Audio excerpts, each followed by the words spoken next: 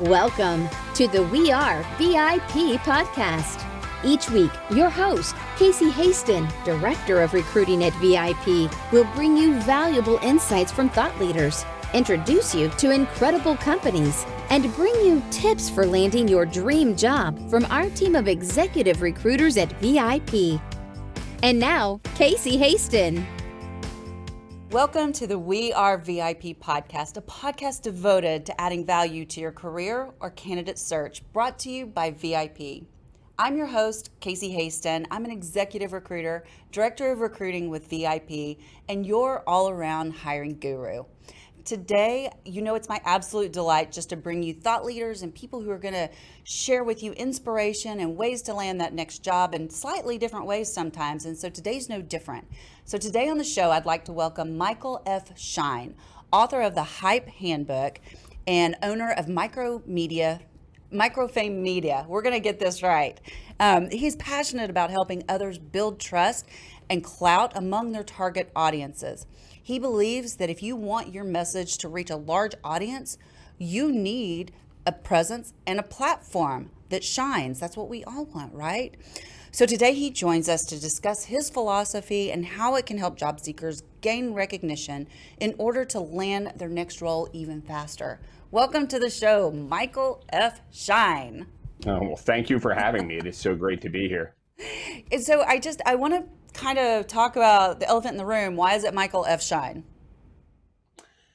You know, I'm trying to be like David Foster Wallace, tap into my authorly person. No, there's another Michael Schein who got to the URL before me. So I just started going by that, and it kind of stuck.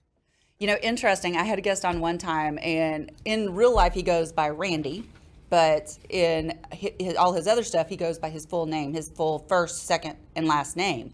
And Right. When I asked him that question, why do you do that? He's like, yeah, if you Google my name, it comes up with one of the Village People. I think that's a reason to keep the name. Are you crazy? But then they don't find him. No, I know, but still, it might be worth it if you're the same as a Village person. Yeah. Right. So I wanted to chat with you real quick because one of the things we like to do is just emphasize the importance of connections and how you should always take that next phone call because you never know where that phone call is going to lead you or where that phone call is going to lead you and so on. So I'd love for you to share with our audience, how did you and I get connected?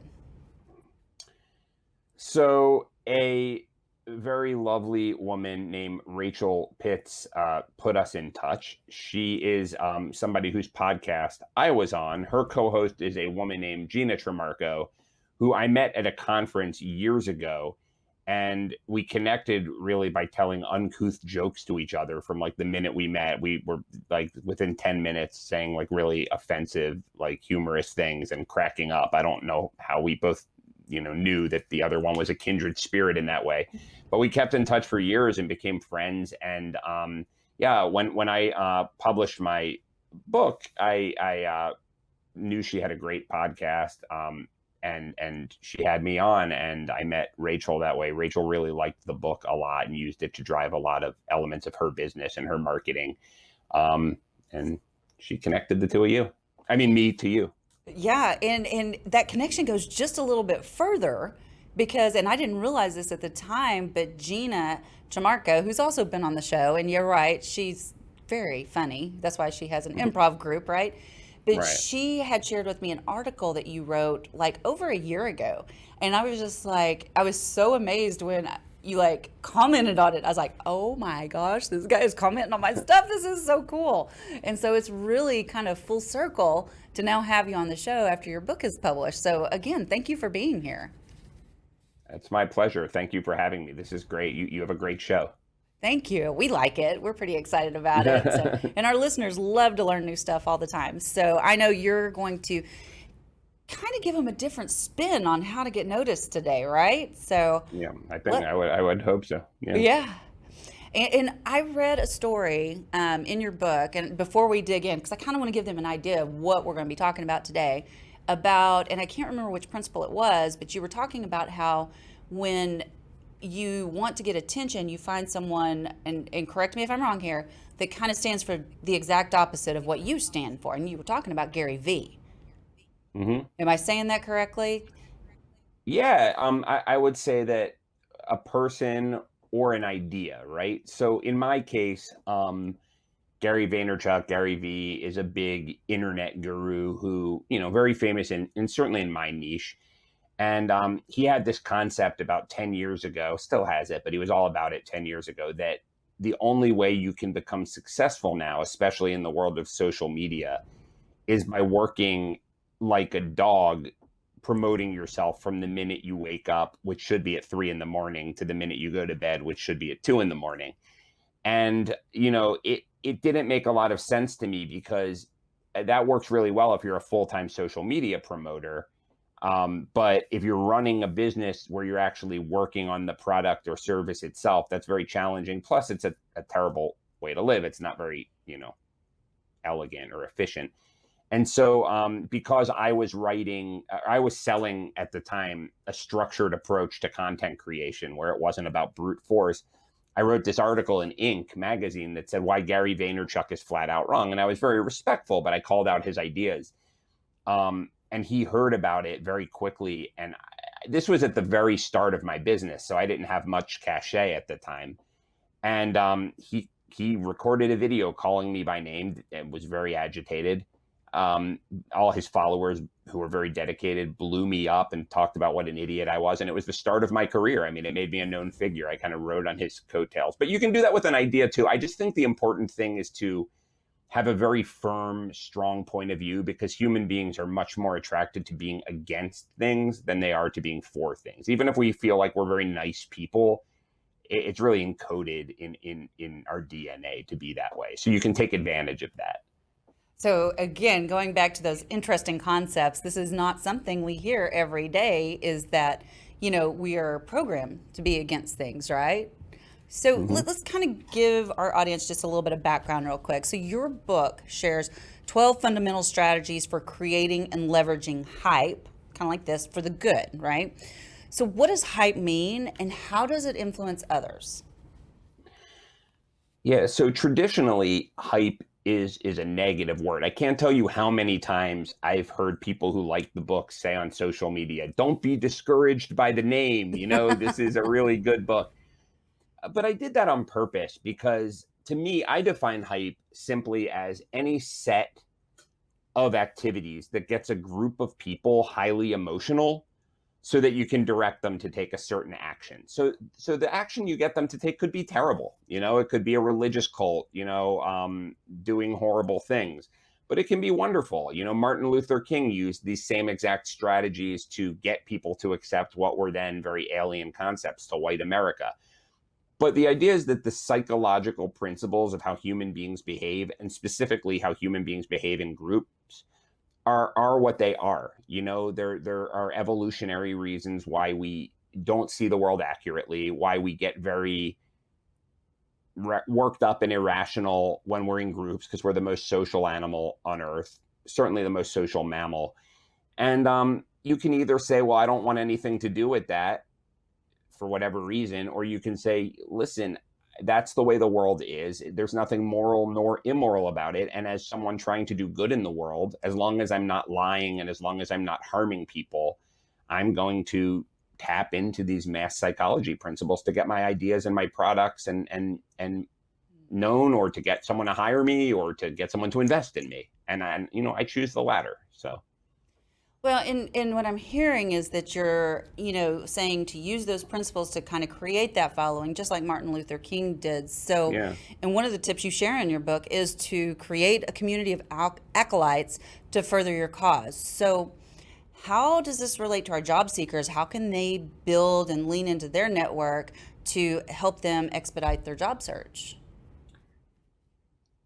So the world has changed a lot, right? I mean, there used to be a time where, not too long ago, but if you were searching for a job, especially a white collar job, you got the right credentials and then you worked really hard to build a good resume. And we still see this in resumes that are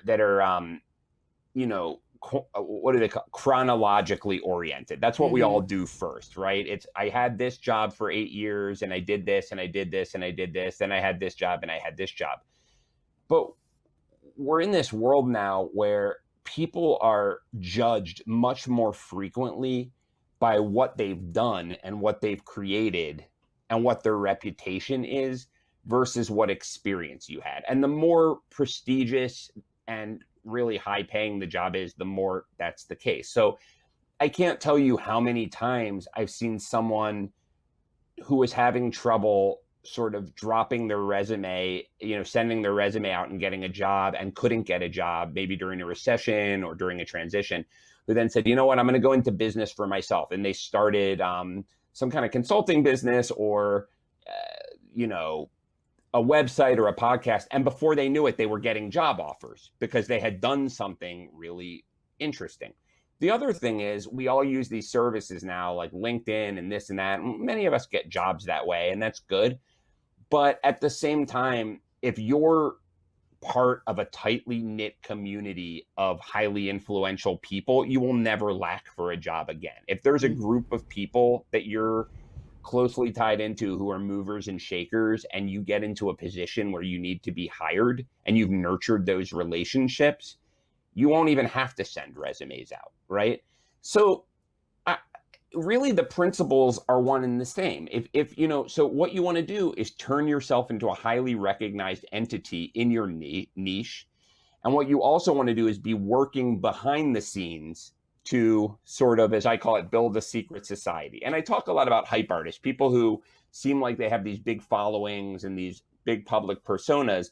It seems like they do everything from a grassroots level, but they spend a whole lot of time becoming someone who knows someone. So I would say the same. So, one very quick tip for anybody, or I don't want to say quick, but a tip that anyone who's thinking they may ever want to get a really good job again should start doing is build a list of like 100 people, influential people that you'd love to meet. And this is different than regular networking. Use social media differently. Stalk these people benevolently online. Watch them a little while. And once in a great while, they're going to let something slip that's human. That's not about their business. That's not about what they're known for. They're going to talk about some hobby they have and would like to be recognized for that no one ever gives them recognition for. They're going to talk about some band they like, some sports team. And if you can connect over that, they will respond to you because everyone wants to be known for what they're not known for. You know what I mean? They want to be known for their human side. And then if you think about, what do you give the man or woman who has everything? Well, you give them something they can't get with money. So is there something that's cheap for you to give up that's really valuable for them? So I'll give you an example. I used to write for Inc. magazine, as I mentioned, and there's this gentleman named Dave Lindsay who used to own a company called Defender Direct, which is a $500 million company that he started from his garage. And I interviewed this guy, and normally when you interview someone, you just interview them and that's it. But he mentioned that he had just moved from Indiana to New York and really loved live music, and they didn't have good live music in Indiana, and he couldn't wait to see the scene in New York, but didn't know where to go. And I'm a huge music fan, and I know those things. So it's like, oh, I'll show you around. That guy became my mentor and has given me so many opportunities because I gave him something that he just told me he wanted that was very easy for me to give, but I picked up on that. So that's something you need to start that every great hype artist nurtures and that every job seeker should nurture as well. So many good things there, and I hope that I can pull them out, But the first thing I want to just really point out is what you're talking about is going back to your network, exactly how we open the show. And so many successful people and leaders like yourself, they all come back to that common theme. Build your network and build it now before you need it. Because when you need it, it's too late. That's true. But what I want to say about that, the reason I call it create a secret society instead of networking is that networking has become sort of this rote thing. People go to networking events, they pass out cards or change thing. Then they call you up and they say, how can I help you? And they make 5 introductions, and it's this whole like BNI model. And that's all valuable. But the people who really succeed, with this, they go beyond networking. They almost create, this core of friends. Like Ryan or Tucker Max wanted to switch from being a writer to starting a business, and he called Ryan Holiday, Tim Ferriss, James Altucher, these guys who came up together and are all very influential. And it's not just like they met at a networking event. They're like a cabal. They're friends, and they just blew his business up for him. Yeah, that is absolutely amazing. And that's such a great example. And I think that, what you were talking about earlier about, going to the events, handing out the business cards, making the calls, doing that kind of thing. I think that's old school networking. Me too. Yeah. I think the true networking, and just to give you an example, I belong to another group right now that it's based on the give and take model. Are you familiar with that, Adam Grant? Yeah, I am. Yeah. Mm-hmm. And so, and it's completely based on that, or the go-giver philosophy, whomever you choose to look at. But it's absolutely one of those organizations where when you get in there, you can help people, but you've got to have an ask. You've got to allow those other people to help you too. And through that, I have actually built out an incredible network for publishing my book, which is coming out in June. So, well, congrats. And I think that's very wise. Yeah. Thank you. Thank you. So, okay, so let's go. We talked about that and you gave some really great tips. And the other one that you said was, recognize people for what they're not normally recognized for. And that is, I think, huge. So I just really want to kind of put a pin in that, and because we teach our job seekers all the time that don't just, go straight for the juggler when you're trying to get that job with a hiring manager on LinkedIn. Right. Go follow them. Go comment. And what you just said goes even a step further. Comment on something they're not known for. Right. Exactly.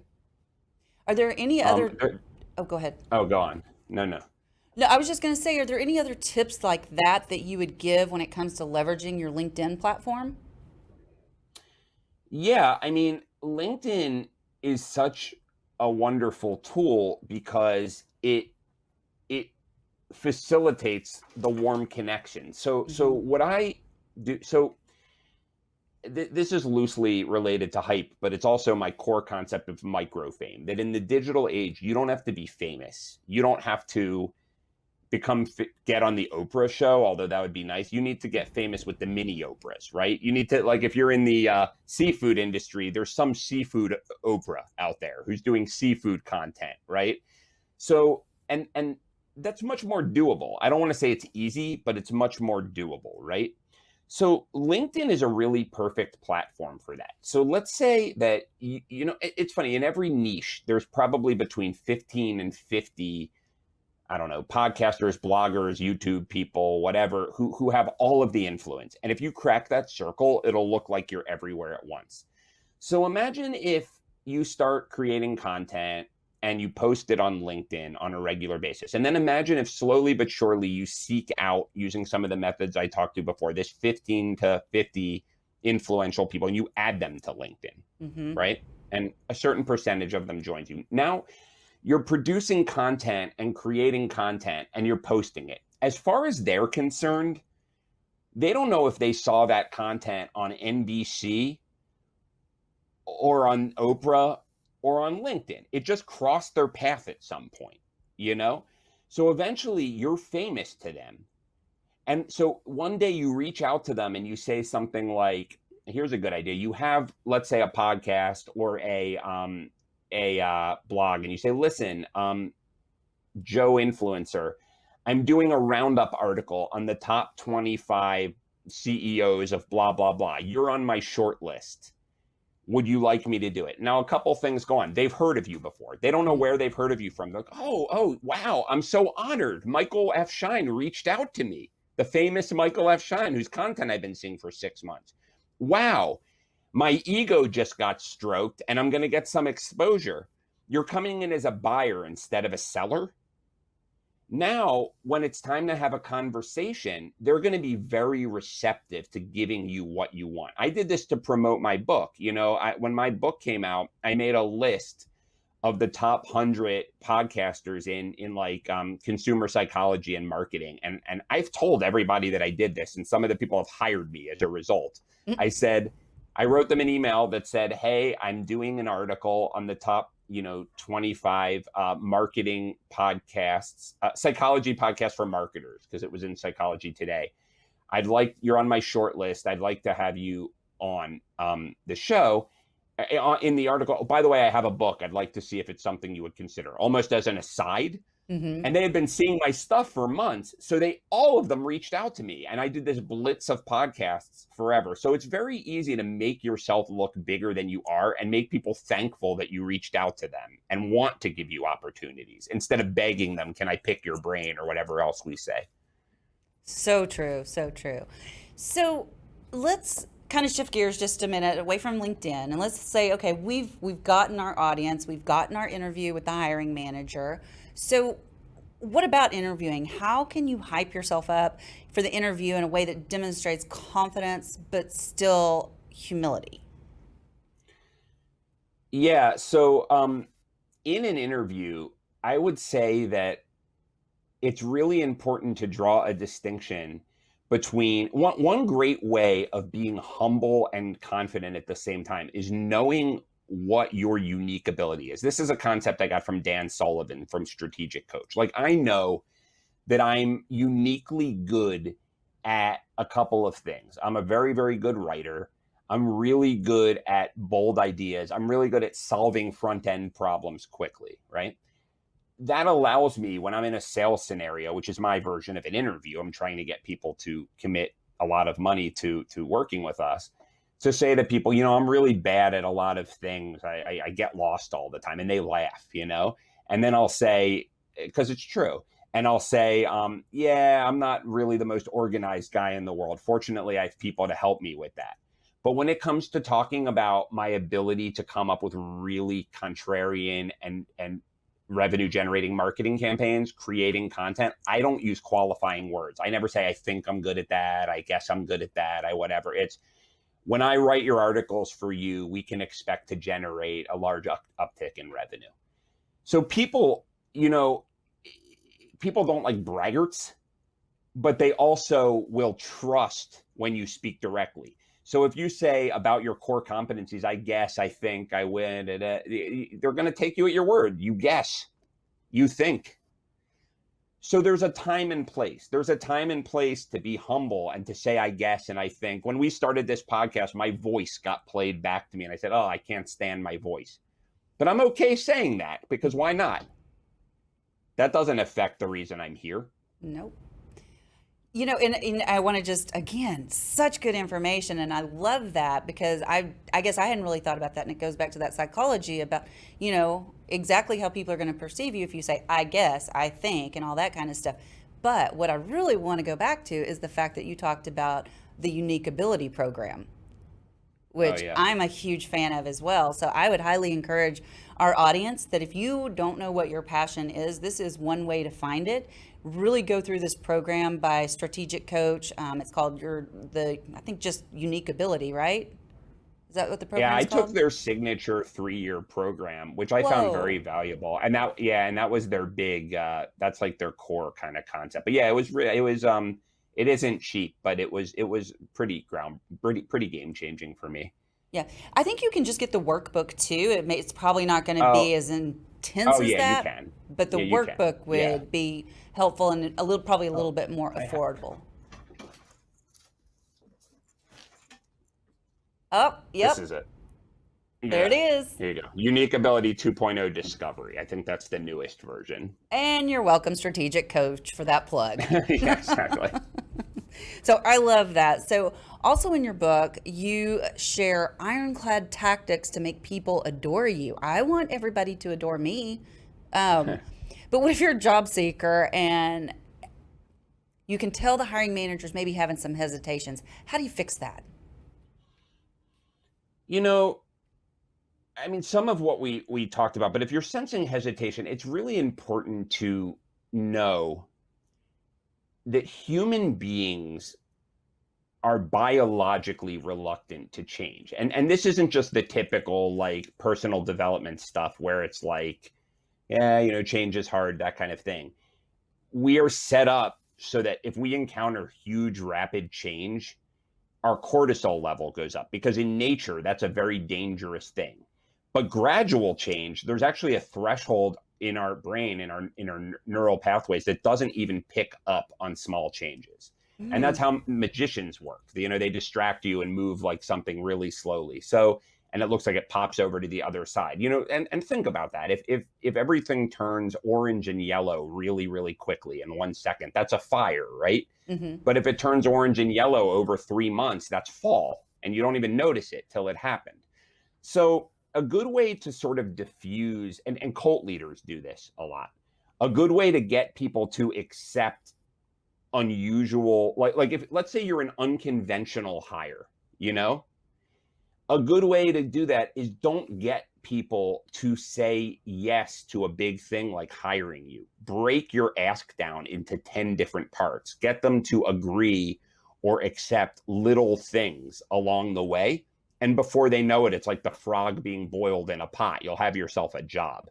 And that works for every kind of persuasion. I mean, that's something that, something I do in the book is I use really, really harsh, bad examples, and then I use examples of really good people and show that the concepts are the same. So I talk about Charles Manson, who is was a despicable human being, how he got middle-class kids to become murderers by asking them questions. He never told them what to do about little things and just sort of easing them into it. And how Warren Buffett does the same thing when he's negotiating. And that's a really good way to deal with people who have their guard up. That is I really want to encourage people to go read this book, because I love that you give those type of contrasting examples, because it does, at first, I'm one of those people, when I first saw the book, I was like, Hype Handbook, this is so not me. But then as I read it, I'm like, oh, this is me, Right. And who doesn't want to be asked questions? And that makes perfect sense. In coaching, that's the thing that they drive home, is you always ask questions, open-ended questions, right? To get the people to move in the direction you want them to move. Or depending on where you're at in your career, here's another example of that. So let's say you want a job where you're doing really high-end stuff for $200,000 a year. And you sense that the person hiring you, while they do have the budget, if they make a wrong hire, there's an opportunity cost. They report to a boss. I mean, I'm making up a scenario. So we're also hungry to get a job. It's like we're trying to win. We're trying to get a date, I mean, we're not really worried about the outcome. Even if we don't want the job, sometimes we want to be hired so we can say that we weren't rejected. But what if you really open your ears and you listen to what they're saying, and they mention a project that needs doing? You know what I mean? And you say, listen, I understand that someone who has my experience gets a big salary. I also understand, by the way, how much is one client worth? I'm going to be a sales manager. How much is one new client worth? $1 million. Okay. What if you, pay me just for a month and we don't even sign a contract? And I work on, trying to generate 3 sales meetings that could convert to $1 million, would that be useful? I don't see how much I could lose doing that. Okay, let's try that. Now, by the time they get used to working with you, and this doesn't even have to be something with a result. Why don't you bring me on for a month? It seems like you have some work that is hard to do. You can just pay me the going rate, and no need to hire me full on. You know what I mean? What's going to happen at the end of the month if you do a good job? Are they going to say, well, that was nice, see you later? They're going to become dependent on you. It becomes much easier to hire you for 6 months, and then for a year, and then for life. It's making that big change that's the problem. Interviews are stupid if you think about it. People ask dumb questions because they don't know what else to ask. You can never tell what someone is like working with you. As an employer, I much prefer to have someone work on a project to assess them. You know what? And I think that's so true. And part of what we do at VIP is we do the contract to hire, to give the Right. client the opportunity to try before you buy. And if you do a good job, it's on you at that point, whether or not you get that job or not. So, And it's the slow change thing psychologically. Signing a year-long contract for 6 figures, 5 figures, whatever, that's a big risk. That's scary. That's emotionally difficult. Someone can get fired over that decision. Yes. Hiring someone to do some work is easy, but the thing is, it's a much smaller change to go from part-time to full-time. At that point, how many times, like I remember I agonized over signing up to strategic coach because it was a long time ago. I wasn't that successful yet. I mean, I was just starting out in my business, but someone told me that it was really important. Mm-hmm. So it took me 6 months to make that decision. I talked to them 4 times because they're expensive. Once I signed up though, it was still the same amount of money. By year two, I learned everything I needed to know. And I'm I'll stay in another year, I mean, I really get a lot out of this, like it was harder to quit, even though it cost me a lot of money. Exactly. So we are starting to kind of run out of time, but I want to ask you this one final question before we get to our VIP questions. So what other advice do you have for job seekers to help them land that job that they want? Not the one they don't want, but the one that they want, by using Hype. I'm going to give you sort of Hype 2.0, like the advanced thing, because this is really makes a lot of sense, but it's the hardest thing to do. Okay. Create a character version of yourself and live that character all the time. It's packaging, meaning if you look at the real like gurus who would never have trouble getting a job. So in the art world, it's Andy Warhol or Alfred Hitchcock. Like Alfred Hitchcock, his kind of persona is so famous that you can just draw that little squiggle and you know that it's Alfred Hitchcock. He's like a walking cartoon character. Andy Warhol with his silver wig and he wraps his office in tinfoil. If you can become a symbol as much as a human being, you'll never lack for opportunities, and that includes jobs. So what does that mean? Like I have a friend, Blaine Grayboyce, who's a really sophisticated entrepreneur, typically in the video game space. And he's a couple years older than me.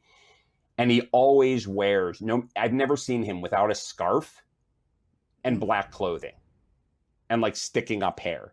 And that's who he is. Never in the summer. Like he wears that every day. And that's how he likes to dress. It's a uniform, but also he's creative and contrarian, even though he's in his 40s. And you look at that guy, and the minute he walks into the room, he's that guy. He's this dark artist who does like creative video games. The way he kind of talks like Keanu Reeves. You know what I mean? Like he lives in the National Arts Club in New York City whenever he comes to New York City. Everything about him, and it comes naturally because it's based on what he really is. So I would look at all the quirkiest parts of you, even things you're insecure about, and then say, what's the flip side of that? Because the strengths everyone has. I'm a real good people person. Well, you and everyone else, right? But what are those things that are quirks that you're insecure about?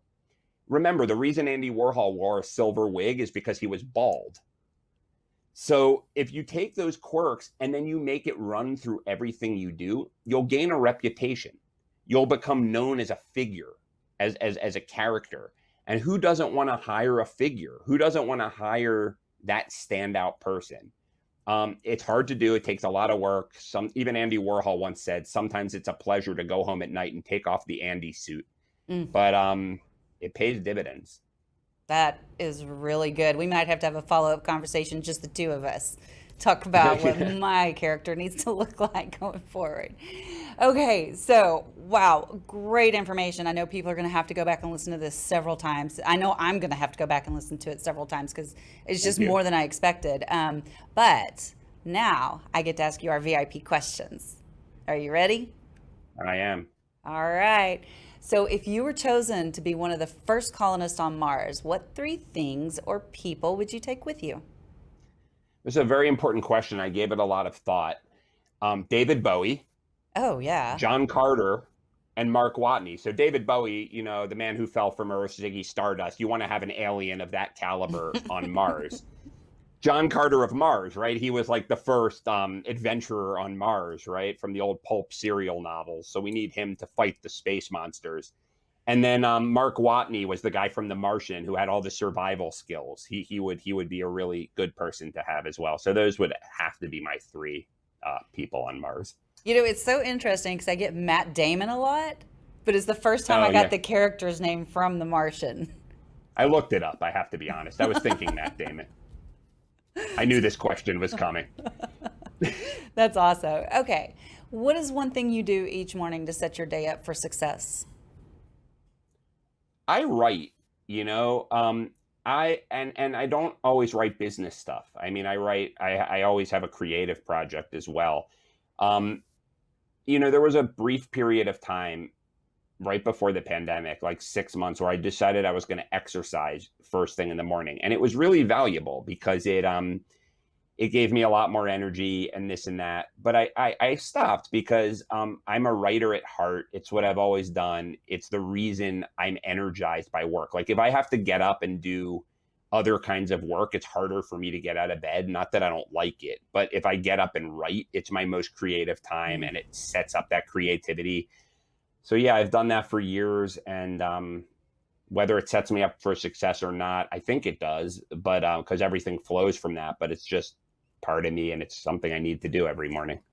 Well, I would say that you are pretty successful. So, Yeah, no, I think so too. Thank you. I mean, I don't know what the direct tie between the writing and the success is, but I know that I don't think I'd be excited about anything else if I didn't start my day with that core central activity. Well, and I think you said it best, though. That's where everything flows from.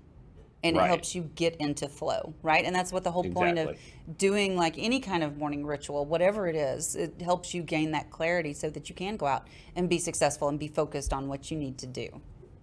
It's also my happiest time of the day. Like nothing is more pleasurable to me, especially when I really like when I went to bed early the night before. I make my little coffee like the drug addict. I hear the percolating, thing. That first cup is so good. And I sit there and I write and everything's quiet. It's just my happiest time. I agree with you. I love my morning routine. So the first coffee, the first routine. Yeah. When it's something you really get pleasure from. Yeah. So. Yeah, absolutely. Okay. So my final question, if your life's work was being summarized in a news article, what would the headline be? So he never went through the front door when a side door would do. Okay. It seems in my life that I always have these grand plans of how I'm going to get from A to B. And it turns out that I end up absolutely nowhere where I thought I would be, but it's because I kept my eyes open and I'm usually happy with the end result. So like if I knew that I had to be an epic poet and nothing else would make me happy, I'd probably be pretty miserable now. But I've always known that I want to do something with media and writing. So as a result, I became a content marketer, a book writer, all of these things that are tied to that, just by sort of loosening my gaze a little bit. And I've always done that. I love that too. That is so good. Loosen your gaze a little bit. That way you can see those other opportunities that might be glaring for you, right?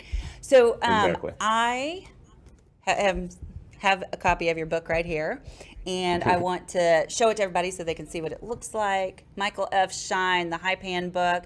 Go out and get your copy today. I got mine off Amazon, so it's not autographed. Not complaining, but just saying. I'll you know what? I could actually send you one of those, what are they called? Boilerplate, those signed things, so you can stick it in the book. I'd be happy to do that. Okay, that'd be awesome. That'd be awesome. So then you can't hold it against me, I mean, I don't want to have, I'm a hype artist. You can't have things over my head. Exactly. This has been so good.